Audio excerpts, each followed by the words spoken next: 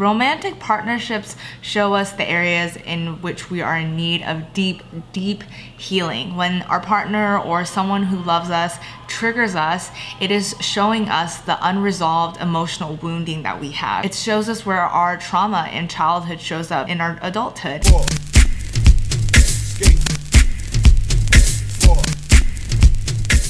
Hello, welcome back to The Aim with Amy. I'm your lovely host, Amy. Now we're sitting at my vanity in my bedroom. Just wanted a change of scenery, but today we are doing a new series on my channel called Why Love is Hard for You. I'm sure you clicked on the title.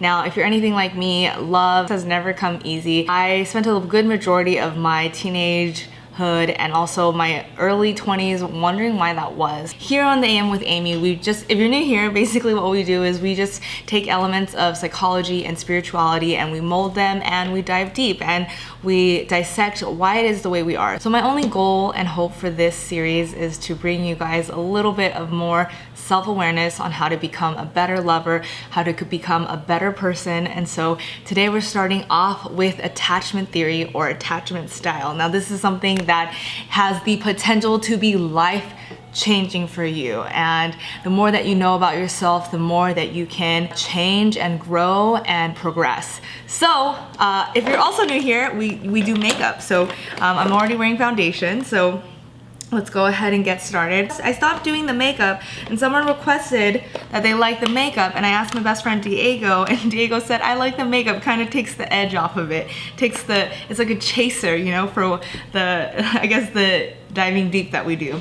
I'm gonna do a really simple makeup look because it's very difficult to kind of talk about these topics and also multitask. It feels like my butthole is clenched all the time, which is why I think some of you have mentioned that I breathe heavily. I go it's because I'm nervous and I really want to portray these topics well. I am no psychologist, by no means no guru. My goal is never to be a guru or an influencer or a public figure of some sort. I just want to show people that showing up authentically as yourself every single day can inspire people far more than being this cookie cutter perfect version of yourself that has everything figured out. I don't have anything truly figured out, but I have a little bit maybe more figured out just because I'm on the constant journey and in constant search of trying to figure it out. But anyways, I just want to say love is not difficult for you. Love is not hard for you.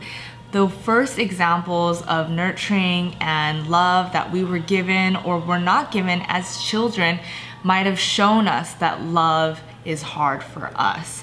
So what that means is that I don't think love is necessarily difficult, but the way that we were given love and treated, and the way that our primary caretakers treated us as a kid highly influenced the way that we receive and give love. Because as the saying goes, you do not go for what is healthy, you go for what is familiar love. It's not about living in a rose-colored lens anymore. It's more so about living in your honesty and your authenticity and how powerful that can be.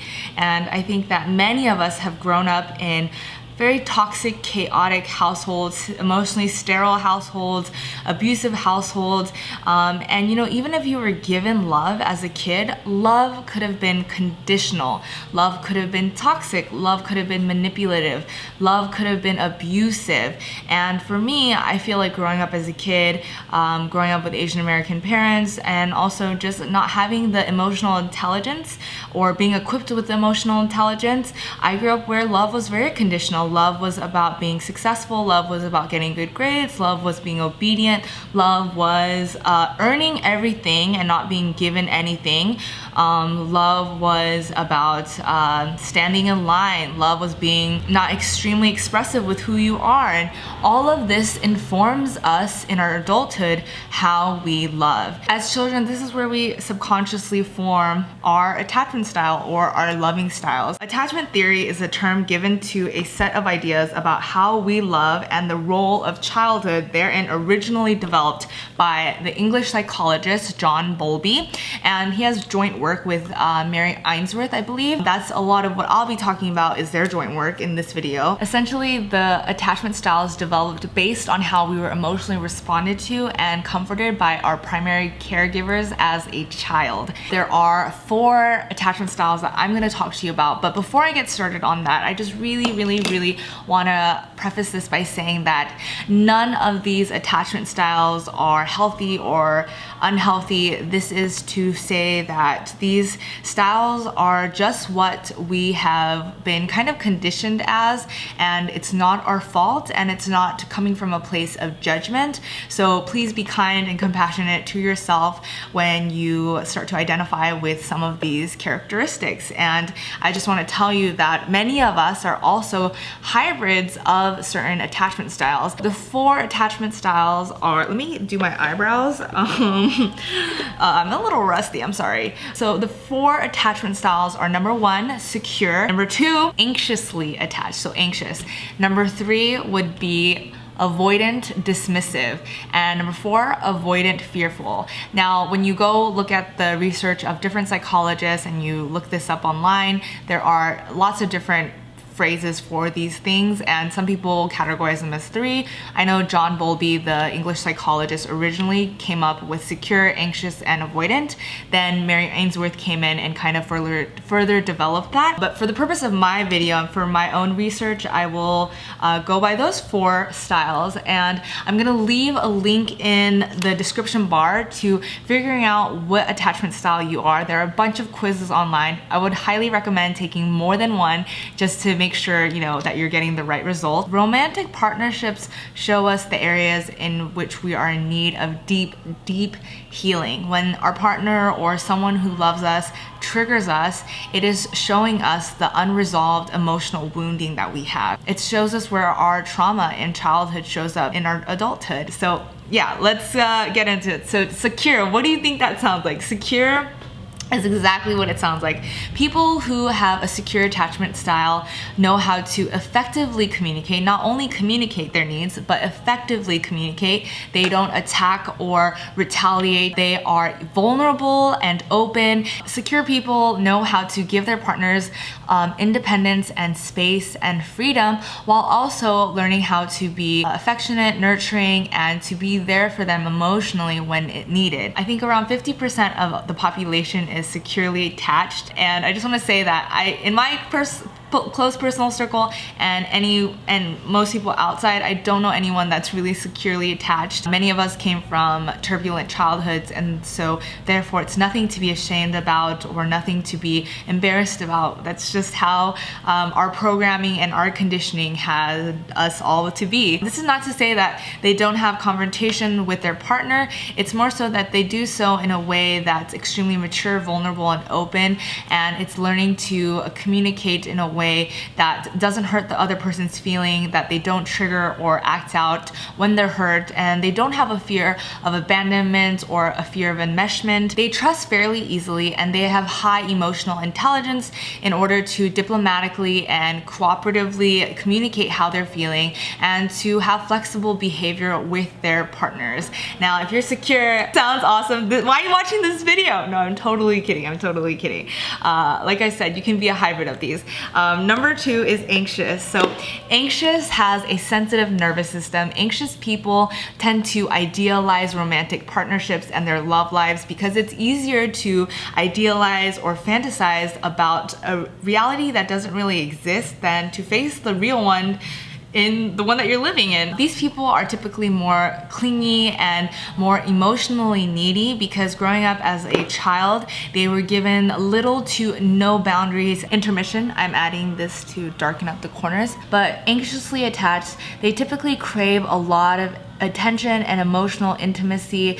They are people who are very sensitive to outside threats. They get jealous easily. People who are anxiously attached are typically really giving and loving, but at the same time, they are the people that really romanticize saving somebody in a romantic partnership or oftentimes being saved in a relationship. Avoidant dismissive. here we have come to me. So growing up as a kid, I feel like I was raised to be a little bit more emotionally sterile. I didn't start crying till I was 21 because I was told that emotions were weakness, that being sad is a waste of time, that it's a sign of that strong people don't cry, but strong people cry. Okay, let me tell you that. And basically they downplay the importance of relationships. They are very scared of getting extremely close to people. These are people who grew up to be extremely self-reliant, and they can tend to appear really put together on the outside because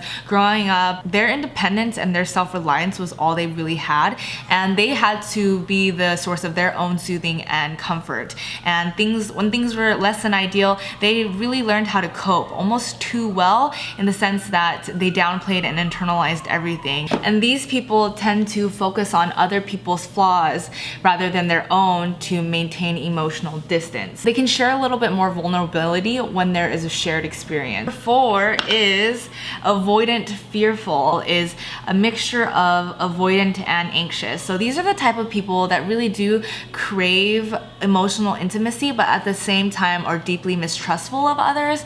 And these are people who really want to be in a relationship, but at the same time they are really afraid of abandonment and rejection. These are people who tend to feel used and exploited in relationships. People who are avoidant fearful can pull away prematurely when they feel overwhelmed or rejected in a relationship, and they tend to have high anxiety when they depend on someone. By the way, I just added on RMS's Beauty Living Luminizer. They're people that can actually end up in abusive relationships because of this attachment style, since it's such a mix of anxious and avoidant. Like I said, many of us can be hybrids of these attachment styles. Now I'm going to talk about a little bit about my style and where I'm at now. So I definitely before was avoidant dismissive. Growing up, I feel like I was raised in an emotionally sterile household where femininity to me was no femininity besides maybe looking presentable, but for the most part crying was a sign of weakness. Showing any type of emotion, being resentful or angry, was a sign of weakness. And so I had to learn how to really internalize and just shove all of my feelings down, and also just being the subject of a lot of problematic and hurtful things, just constantly being told that I was less than, that I was not worthy, that I was not pretty enough, smart enough, skinny enough, being told to get plastic surgery. I was constantly put down in my childhood, but not only being put down, but also learning to be emotionally resilient by not crying or showing that I was in fact a sensitive being. And so I grew up with a turbulent childhood in the sense that any sign of emotion other than happiness or neutrality was a sign of weakness, was a sign of a character flaw. And how that showed up in my relationships was I dismissed all of my needs in a relationship. I pretended I had none. I pretended that I could give myself everything. But in a relationship, of course you're gonna have needs, and I would remember that anytime that my partner didn't act out in the way that I wished, I would just be completely avoidant and try to run away from the situation. I tried to break up with this person multiple times because they were not acting the way that I had wished and needed, but I had never really communicated that because I dismissed my own needs. I didn't start dating till I was 19 because I was so avoidant of romantic partnerships. I feel like all throughout high school, I had this deep rooted feeling of being inadequate, of being not worthy because of a lot of programming that I was given as a child. For me, love was very conditional, and for me, I felt like love was only given if I was smart enough, if I was pretty enough, if I was successful enough, if I was adequate enough, and therefore I always felt like a constant lacking. And so in my childhood, I had to really learn how to become all of those things for myself. Like if I was told that I was stupid, I would go read like 100 books. If I was told that I was not skinny enough, I would go run 3 miles. I think that this feeling of being inadequate and being told you're inadequate as a kid is what drove me to be super adequate later on in life. How that showed up in my relationships was that I often had the tendency of focusing on my partner's flaws rather than what the real issue at hand was, probably communicating that I even had needs, and two, that was my own emotional wounding, being constantly criticized as a child, and then I projected that onto other people. So that was my own unresolved emotional wounding. More than that, I feel like I knew that I had exemplified avoidant dismissive attachment style even as early on as 19. So I didn't start dating till I was 19 because I was so avoidant of romantic partnerships. And so when I got to college, I was like, oh, I probably should try this thing called dating. And I didn't start dating till my freshman year of college, the end of it. And I first started dating this guy. It was probably the first guy that I started to form true feelings for, like feelings I never felt before. And I remember we texted every day, like pretty frequently back and forth. And I'd never done that with somebody.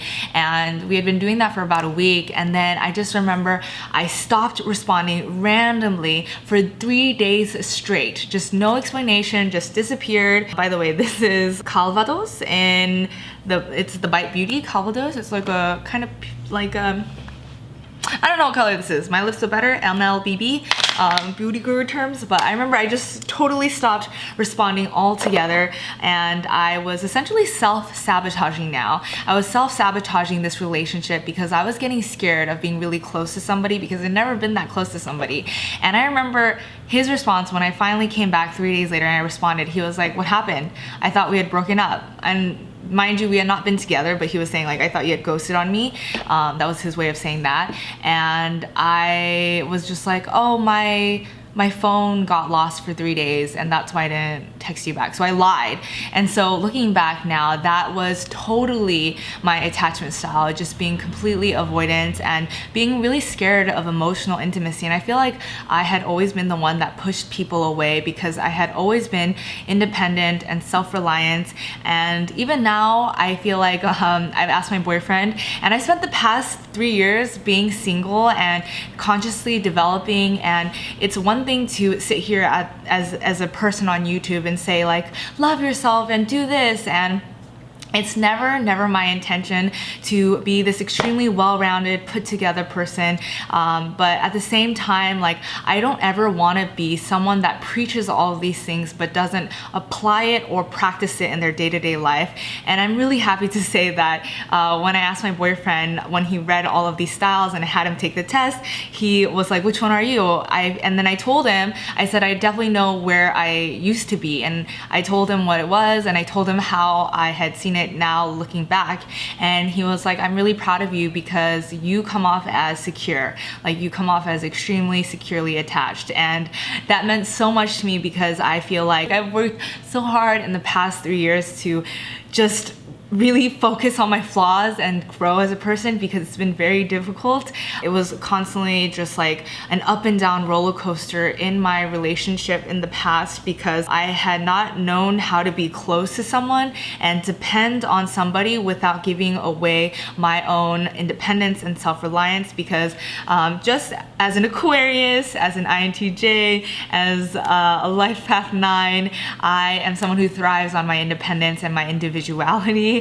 And it's something that's really scary to give up. And I when I began dating my current boyfriend now, which we just celebrated 6 months, I remember telling him like, it's really hard for me to like make that, it was really hard for me to make that decision to enter a partnership after 3 years of being single, because I was really worried, like, it's kind of like showtime now in a sense. Like I told them, like, you know, like I'm someone on the internet that talks about self-love and self-growth and self-care, and it's like, this is the time where it's like, you have talked the talk, but can you walk the walk? And every time that conflict or disagreement arises in my relationship with John, I feel like it is the perfect time to show all the homework and all the work I've done and put it to the test.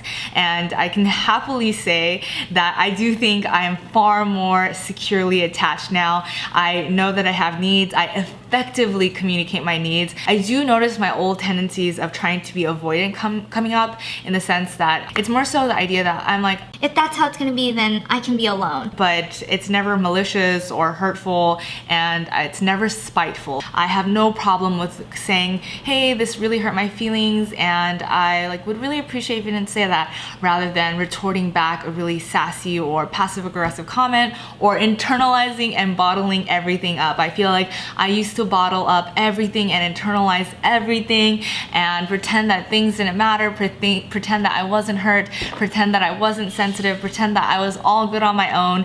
But now I am really understanding that I really crave human and emotional connection and intimacy, and that this person is valuable to me. And even if they didn't mean to hurt me, it's really important to say it there in the moment, and to say it really effectively and openly, because I think though communication is key, but what most people don't understand is effective, clear, and open communication is really important. So small things as saying, I'm sorry you feel that way, versus I'm sorry I made you feel that way. I'm sorry you feel that way is almost deflective and makes the other person seem like it's their fault. It's more so about taking accountability and responsibility for what you have done or made the other person feel, and that's saying, I'm sorry I made you feel that way. So even in those 2 sentences, it's minimally tweaked, but have a big transformative effect on your resolution after conflict. The anxious avoidant pairing is actually one of the most